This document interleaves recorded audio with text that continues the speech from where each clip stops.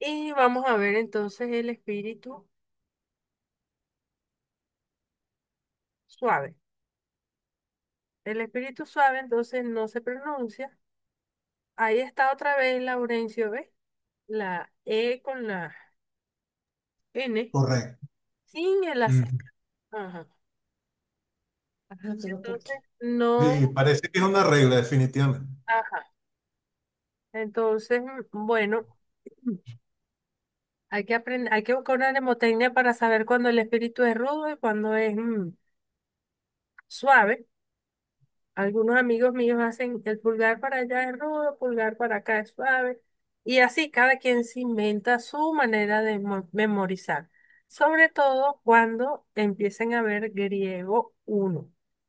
Tía, Valeria. pero me doy cuenta que es nada más en la E, porque en la palabra cuatro Ujú. está en el mismo Ajá. espíritu con su acento y en la palabra sí tiene su acento.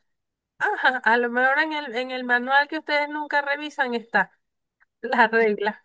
No, y en la última palabra no le colocan a la última el acento, ¿eh? Ajá. Abraham. Ujú.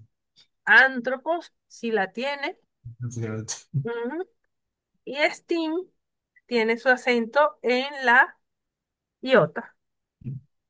Ujú. El punto aquí es que el espíritu suave no se pronuncia. Está ahí, pero no se pronuncia. Y como ven, son palabras que empiezan con vocal.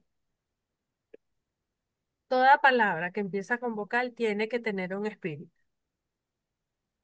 Ujú. Entonces, vamos a ver aquí, déjenme achicar esto. Toda palabra que comienza con vocal lleva espíritu. Se escribe el espíritu rudo o suave sobre la vocal o sobre la segunda vocal de un dictón. Al principio de la palabra, antes del acento. Eso sí, él va antes del acento.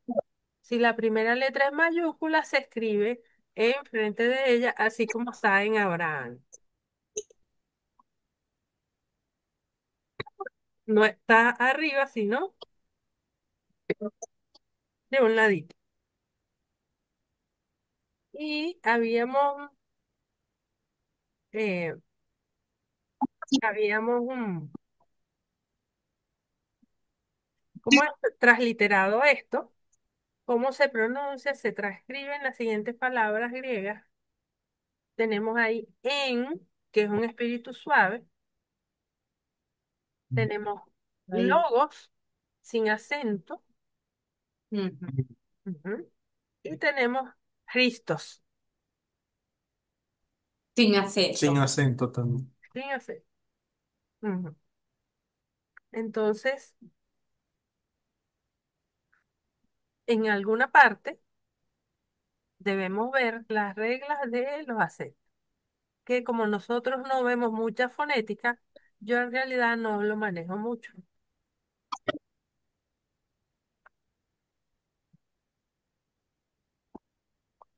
Hermana Celeida, ya avanzó.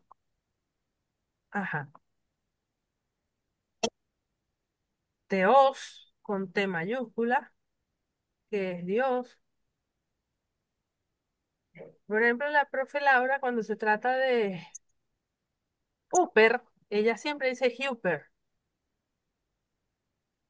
Yucker. Ajá, Hugh. Y dice Humón. Pero si dices Humón, no pasa nada. Tenemos aquí a Paulos, Pablo, y tenemos a Jesús. Con el dictongo O, que se va a transliterar y a pronunciar como una sola boca.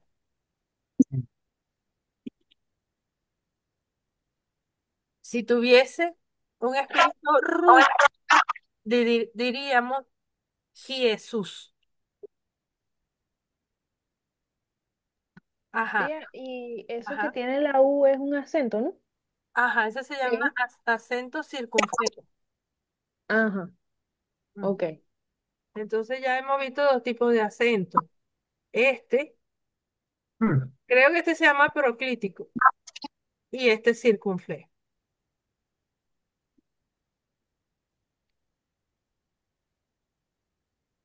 Bueno, y esta era la práctica que ustedes tenían que hacer,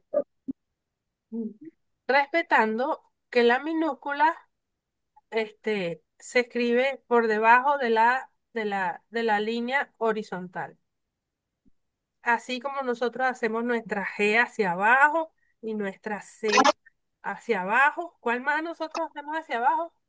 La J, Z, ujú, P, la P minúscula también. la Q. Ajá, muy bien.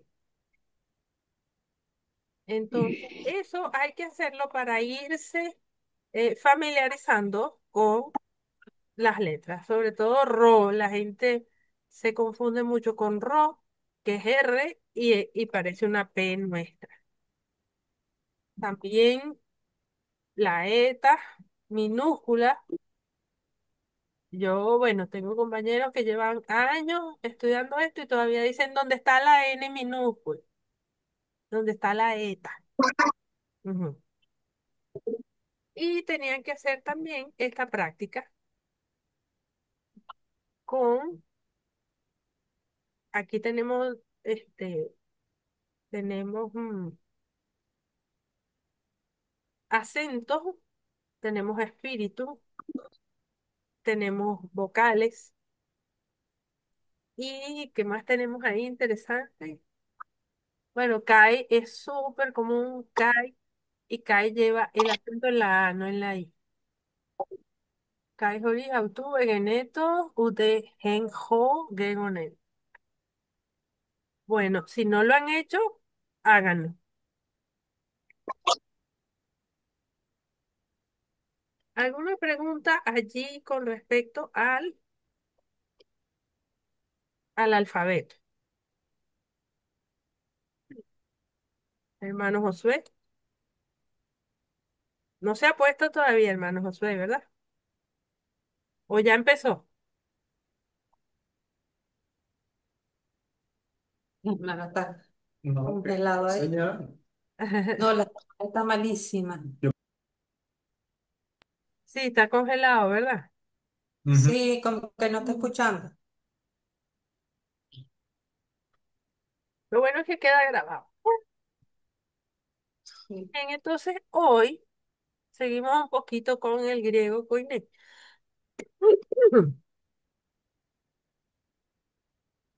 Este es el papiro 46, ¿Qué iba a decir?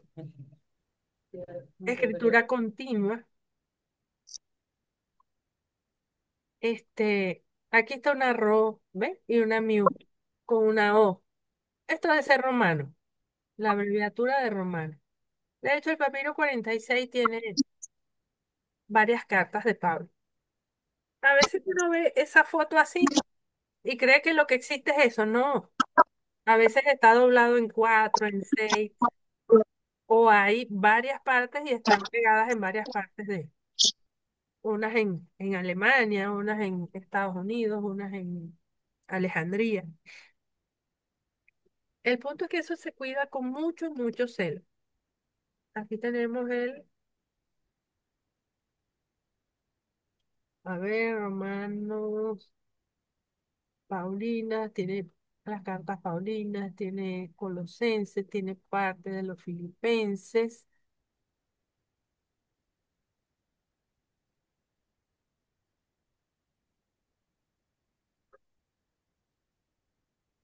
Esto, les decía yo que ¿ustedes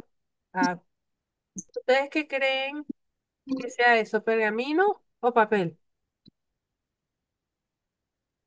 Yo pienso que eso es Pergamino. pergamino. Es Tiene como las marquitas de la piel. No, No, papiro. no, es papiro.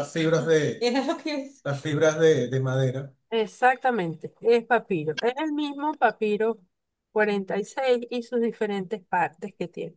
¿Llegan a reconocer alguna letra? Letra. Ajá. Sí, estaba viendo aquí abajo Ujú, la upsilon, que ujú. sí se escribe con la colita bien abajo, pues. Ok. Tiene varias Bien. gamas también. Ajá. Aquí Sí. está una Omicron O, tiene, ajá, sigma. aquí. tiene Ajá. omega. Lambda, Ujú. No tiene que estar toda. Tiene no, Pero está bien. Sí, la cuestión es, imagínense cómo hicieron para separar estas palabras, ¿no? Es Ercio, sí. complicado, pero el Señor ha preservado su palabra. Amén. Gloria al Señor. Y nos los sí, ha ay, dado. Ajá, ay, quería mostrarle algo que había visto interesante ahí. ajá, dime. Había una parte que tenía como una firma. Ajá, Ese. Ajá, ahí abajo. una ¿Dónde? firma. Ah, como por aquí. Ajá, por ahí. Mm, Ah, probablemente sí. Yo, Pablo, de Ajá. mi puño y letra. Ok, sustantivo. El sustantivo es igual también a decir el nombre. Nombre o sustantivo. Es la palabra que sirve para decir cómo se llaman. Nombrar personas, cosas, seres, ideas. Por ejemplo, evangelio es un sustantivo. José es un sustantivo. Papiro es un sustantivo. El pronombre es la palabra que sirve para sustituir al nombre o sustantivo cuando sea necesario, para no repetir el nombre. Por ejemplo, si yo vengo hablando de la casa y de repente, para no repetir tanto casa, digo, esta o la. Ese ejemplo no está muy bueno. Lo dicho,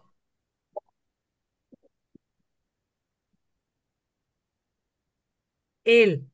Yo vengo hablando de Adonai, de Dios, de el Altísimo, y de repente, para no seguir diciendo Dios, el Altísimo Adonai, digo, él dijo, él. Y ya yo sé que se está refiriendo a Dios. Ese es el pronombre. Y adjetivo es la palabra que sirve de acompañante al nombre y nos dice sus cualidades. Es la palabra que califica. Muchos de los determinantes se estudiarán bajo la clasificación de adjetivo. Artículo definido. Este sí es el determinante del nombre más simple. Lo precede para anunciar su género y número. El artículo definido determina cosas, personas o ideas específicas. Si yo digo la casa, la. El artículo definido es la. Y ahí yo estoy definiendo, por ejemplo, el género. Ahí decimos la casa es femenino. Y también estoy diciendo el número. Es singular. Eso en griego es súper determinante. Y para nosotros también, porque nosotros no decimos el casa, decimos la casa. A veces, como el griego en la sintaxis es un poquito, ¿quién tiene prendido el micrófono? Como el griego en la sintaxis a veces luce desordenado, ubicar el artículo definido, ay, perdón, nos ayuda a determinar muchas cosas. El complemento directo. El complemento directo indica a la persona o ser sobre el que recae la acción realizada por el sujeto. Ah, yo leo el libro. El sujeto yo. El verbo leo. ¿Cuál es el complemento? El libro. Sobre él recae la acción que yo estoy realizando. Lo estoy leyendo. Yo como comida. ¿Cuál es el complemento directo? Comida. En griego hay maneras de identificar el complemento directo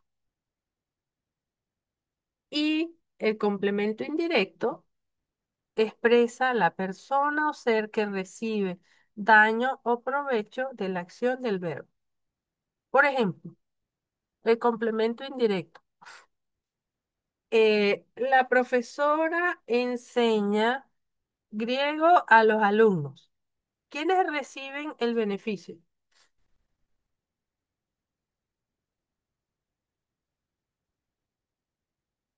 Los alumnos. La profesora es el sujeto. El verbo enseña. Ujú, sí. Y el que recibe la acción de ser el beneficio son los alumnos. El complemento directo sería griego. ¿Qué enseña? Griego. ¿A quién? A los alumnos. Entonces el complemento directo sería griego y el indirecto a los alumnos.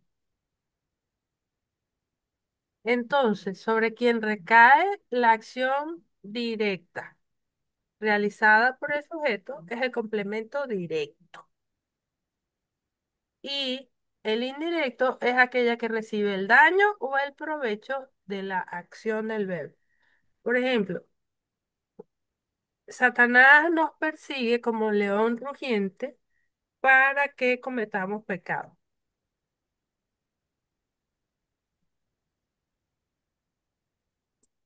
Satanás, el Señor lo reprenda, viene siendo el sujeto. El verbo busca,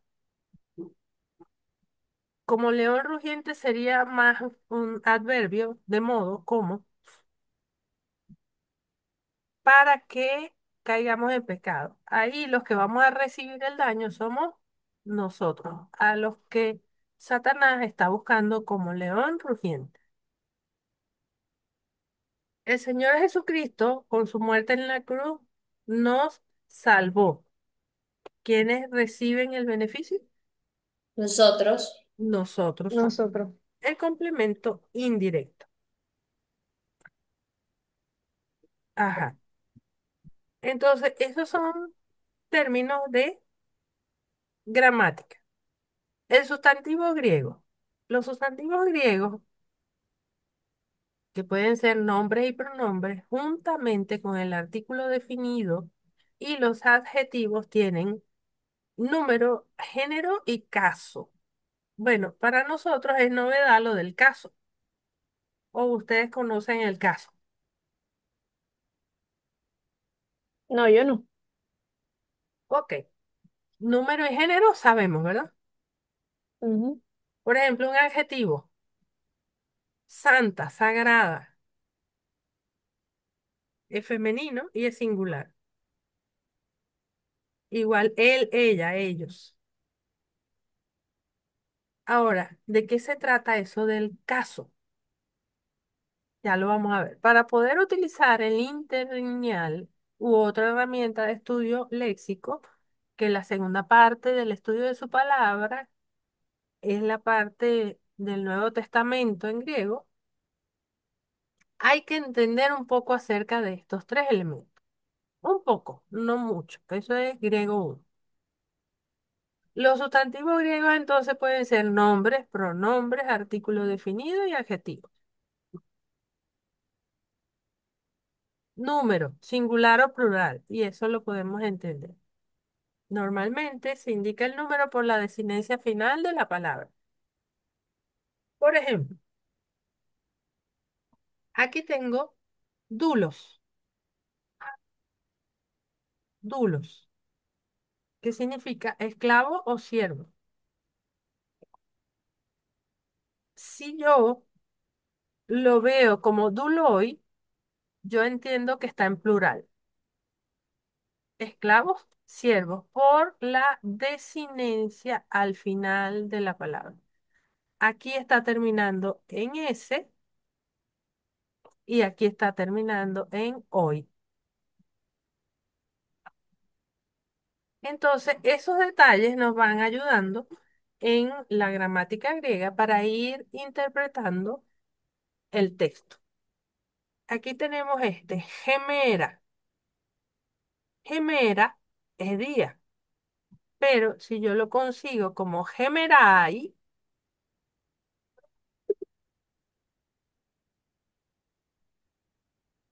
plural. ¿Qué dice aquí, Valeria? En este, Mm, Rebeca. padre, porque tiene una pi, Ujú, tiene una alfa, ujú, y tau, ajá. una tau, Eta, una eta y una ro. ajá. Pater, Ya, ya va, Pa- yo tengo una Pater. pregunta con la palabra días. ajá, Usted no había dicho, o bueno, no sé si fue que entendí mal, que había un sigma que era para el final de una palabra que termina con ajá. S. Sí. ¿O eso es solamente en la transcripción griega y no al Fíjate, español? Porque, fíjate aquí. pero como en días no aparece. No, es que ellos no declinan como nosotros. Las desinencias de ellos son diferentes. Ah, ok. Es por tipo de sustantivo. O sea, no todas las palabras plurales llevan la sigma al final. No, exactamente. Por eso hay Ah, que ok. ir conociendo la palabra. Fíjate que Ok. esta pareciera que es plural para nosotros, pero es la singular dulos, esclavo, siervo. Ujú, Yo, Pablo, siervo del Señor, dulos. Ustedes, siervos del Señor Duloy. ujú. Ok. Entonces, eso depende de las desinencias. Singular, plural. Páteres, páteres, padres. Y gemera, gemerai, días. En griego hay género masculino, femenino y neutro.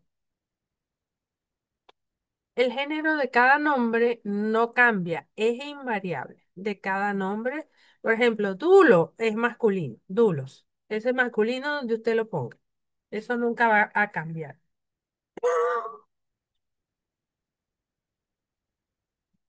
El género del artículo definido y del adjetivo cambia para concordar con el género del sustantivo. Ah, ¿cómo es eso? Bueno, si yo estoy escribiendo escotía, por ejemplo, eh, que es oscuridad, yo tengo que ponerle un artículo definido que sea femenino.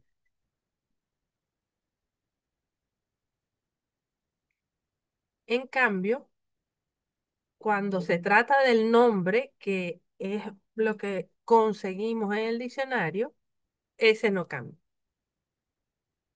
Cuando uno se va a poner a escribir en griego, uno tiene que tener todos estos detalles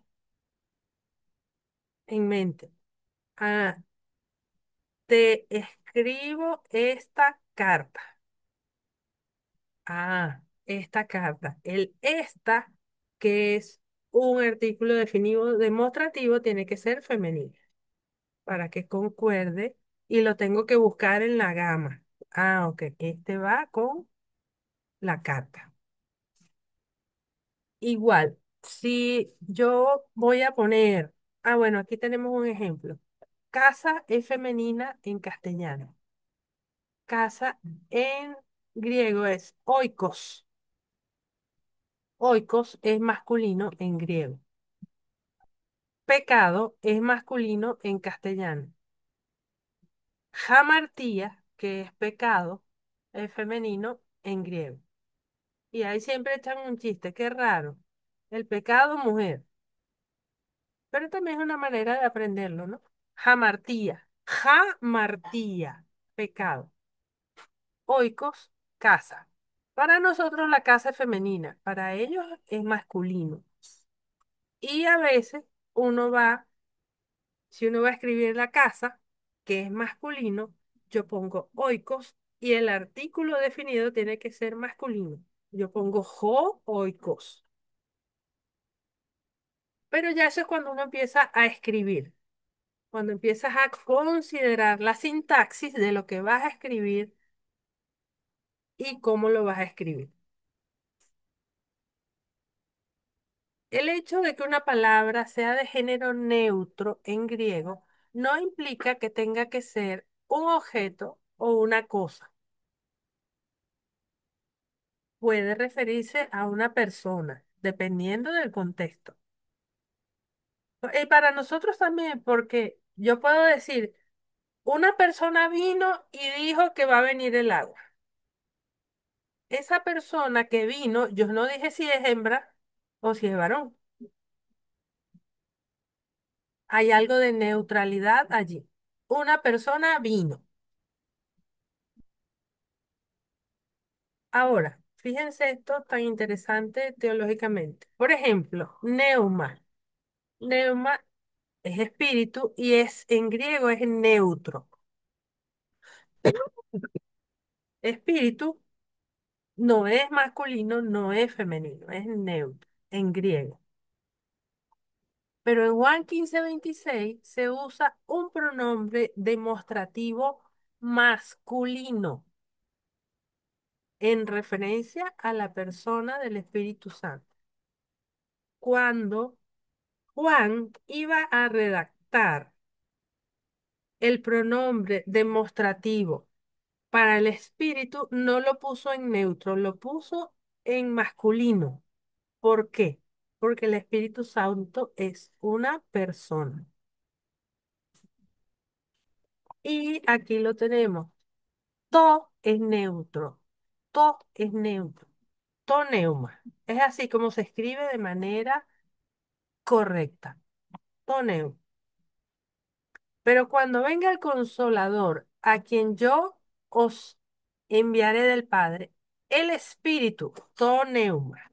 Toneuma, el Espíritu de verdad, el cual procede del Padre, él. Aquí no dice, aquí no pone nada de neutro, sino que utiliza un pronombre demostrativo masculino. ¿Qué en griego es esto? Ekeinos.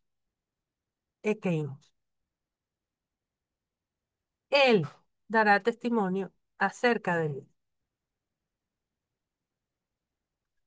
Entonces, tenemos masculino, femenino y neutro. Y no siempre coinciden con nuestras palabras.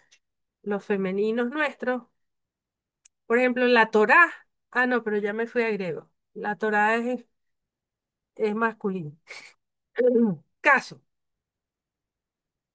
El caso expresa la relación que el nombre o el sustantivo tiene con los otros elementos de la oración.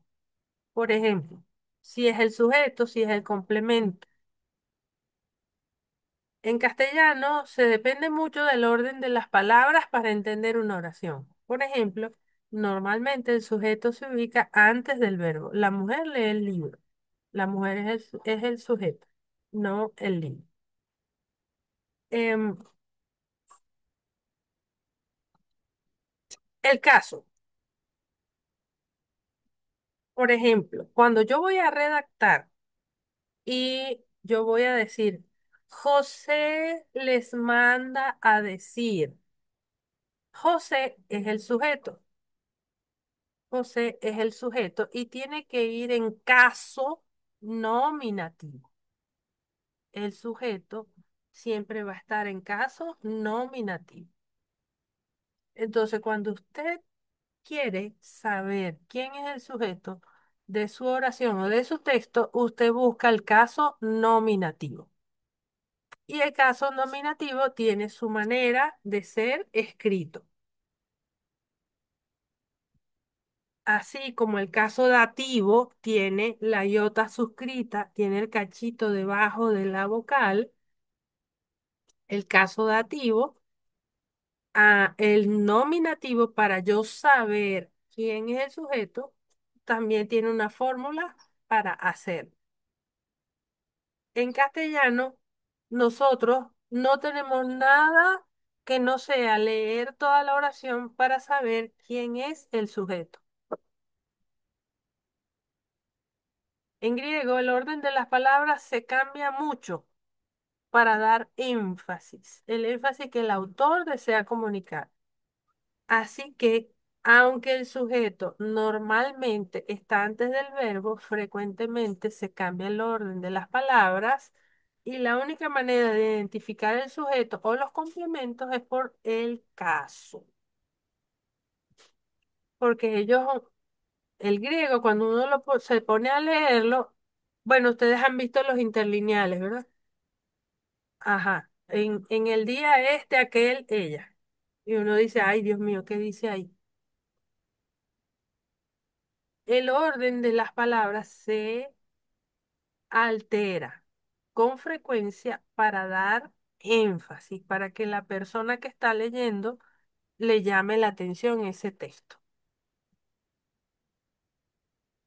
Porque, por ejemplo, yo estoy leyendo y dice, en aquellos días, en vez de decir, Pablo dijo que no sé qué, el sujeto primero y luego el verbo, no dice en aquellos días, es para que uno se vaya a aquellos días, para dar énfasis. Entonces, fíjese, si usted va a escribir un complemento directo o indirecto, usted tiene que saber cómo se escribe ese caso de complemento directo o indirecto. Y el griego tiene sus fórmulas. Hay 5 casos. Nominativo, que es para designar el sujeto o predicado directo. Nominal, perdón, predicado nominal. Vocativo, genitivo, dativo y acusativo. Ah, el acusativo es para complemento directo. Entonces, cuando yo vaya a redactar el complemento directo, uno dice, esto lo tengo que poner en acusativo. El vocativo, por ejemplo, es invocación o saludo. Y yo estaba pensando en cuando Bartimeo llamó a Jesús, Jesús, Jesús, hijo de David, él lo estaba llamando. Esa es una invocación. Y fui y lo busqué y en verdad está en vocativo. Ahora, cuando yo voy a describir algo, por ejemplo, el reino de los cielos que ha sido asignado para todos aquellos que son salvos, el reino de Dios. Estoy describiendo, todo eso tiene que ir en genitivo. Ese es el caso genitivo. La desinencia del nombre generalmente indica el caso. Ah, entonces yo veo el nombre, veo el sustantivo, veo la desinencia y digo, este sustantivo está en dativo, por ejemplo. Ah, es el complemento indirecto. Ok. Y así uno va tomando todas esas reglas para ir entendiendo la gramática griega. Entonces, hay 5 tipos de casos para conseguirlos en el texto y poder darle orden a la oración que yo estoy estudiando o el texto que yo estoy tratando de entender. Bueno, las desinencias, como dice ahí, es griego uno, no se lo tienen que aprender, es para que tengan una idea. En el griego, por lo general, hay 4 o 5 flexiones, cambios de forma, singulares y 4 plurales que indican los casos. La profe puso aquí un ejemplo. Curios significa señor en el léxico. Se usa la forma nominativa en los diccionarios. ¿Cómo es eso? Cada vez que yo busco una palabra, un nombre, un adjetivo, un sustantivo en el diccionario va a estar en nominativo. Y esta desinencia de terminar en sigma final, ese es el caso nominativo. Repito, no se lo tienen que aprender, este es un ejemplo. Curio significa señor. Se escribe como curios. Si este caso es nominativo es porque curios es el sujeto o es un predicado nominativo de una oración. El Señor vendrá. Curios es el Señor. Es el sujeto. Está en caso nominativo. También, si está como complemento nominal, también tiene que estar en caso nominativo. En cambio, si yo lo estoy llamando Señor, la declinación tiene que ser en vocativo. Entonces ya no es curios, sino curie. Curie, curie, Señor, Señor, por favor, ayúdame. Entonces uno va viendo la palabra, va viendo la declinación y va viendo en qué caso está. Si se escribe como curio, curiú, curiú, curiú, curiú, aquí está describiendo cosas del Señor, está en genitivo. Aquí yo no voy a poner más nada que no sea del Señor. Me cuadre o no me cuadre, donde yo vea Uriú, yo voy a poner del Señor, porque eso es un genitivo de pertenencia. Y aquí está Curio con la iota suscrita, que puede ser el complemento indirecto de la oración. Demos gracias al Señor. ¿Quién va a recibir las gracias? El Señor. Entonces está como complemento indirecto. El caso dativo es para complemento indirecto. Si se escribe como curión, curión, puede ser el complemento directo de la oración. Los discípulos vieron al Señor. Los discípulos vieron al Señor. Ton curión.